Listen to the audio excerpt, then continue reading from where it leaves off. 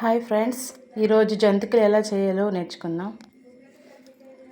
ముందుగా ఈ గ్లాస్తో 4 గ్లాసుల బియ్యం పిండి తీసుకున్నాను.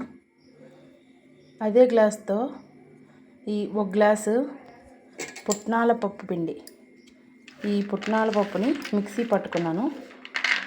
పట్టుకొని ఇలా గ్లాసుడు పిండిని తీసుకోవాలి. ఇదిగోండి, గ్లాసు నింపుగా వేస్తాను. 4 గ్లాసుల బియ్యం పిండికి 1 గ్లాసు ఈ పిండి సరిపోతుంది. పిండిని ఈ విధంగా జల్లించి తీసుకోవాలి. అందులో ఏమైనా ఇలా గరుగ్గా ఉన్నా మనం తీసి పక్కన పెట్టి ఫ్రైల్లో వాడుకోవచ్చు. ఇందులో కొద్దిగా వాము నలుపుకొని వేసుకోవాలి. రుచికి సరిపడా సాల్ట్ టేస్ట్ చూసుకొని వేసుకోవాలి, సరిపోతే. కొద్దిగా పసుపు,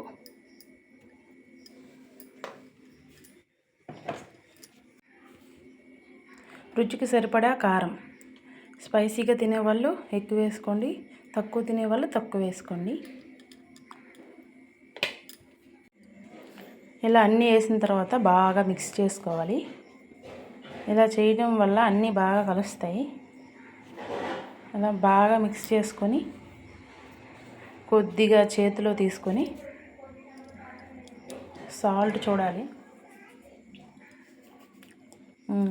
ఉప్పు అయితే నాకు సరిపోయింది. ఇలా చూసుకొని చాలకపోతే వేసుకోవాలి. ఈ జంతికల పిండిలో వేడి చేసిన ఆయిల్ కానీ గీ కానీ బటర్ కానీ వేసుకోవచ్చు. ఇదిగోండి, ఇందులో వేడి చేసిన వాటర్ వేయాలి. వేసి బాగా కలుపుకోవాలి. ఇదిగోండి, పిండిని ఈ విధంగా కలుపుకోవాలి. ఇదిగోండి, ముద్దను ఈ విధంగా తీసుకొని ఇదిగోండి ఈ గొట్టంలో సరిపోయినంత అలా పెట్టుకోవాలి. పెట్టుకొని ఈ కప్పుని క్లోజ్ చేసుకొని ఇదిగోండి ఈ విధంగా కప్పు పెట్టుకొని ఇలా కవర్ పైన లేదా క్లాత్ పైన ఇలా వేసుకుంటే మనం ఆయిల్లో వేసుకోవడానికి సింపుల్గా ఉంటుందండి. ఇదిగోండి ఈ విధంగా ఆయిల్లో వేసుకోవడమే. ఒక పక్క వేగిన తర్వాత తిరగేయాలి, లేకపోతే ఎరిగిపోతాయి.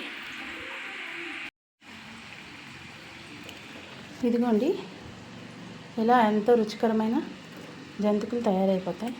ఇదిగోండి, చూస్తారా ఇంత బాగా వచ్చాయో? మీరు కూడా ఇదే కొలతల్లో ట్రై చేయండి. నేనైతే ఇవి చేయడానికి 1 గంట పట్టిందండి, ఎందుకంటే చాలా ఎక్కువ కలుపుకున్నాను కదా. అదే మీరు తక్కువ కలుపుకున్నట్లయితే వేగంగానే అయిపోతాయి. ఇదిగోండి లాస్ట్ది అది. ఇదిగోండి ఇన్ని చేశాను.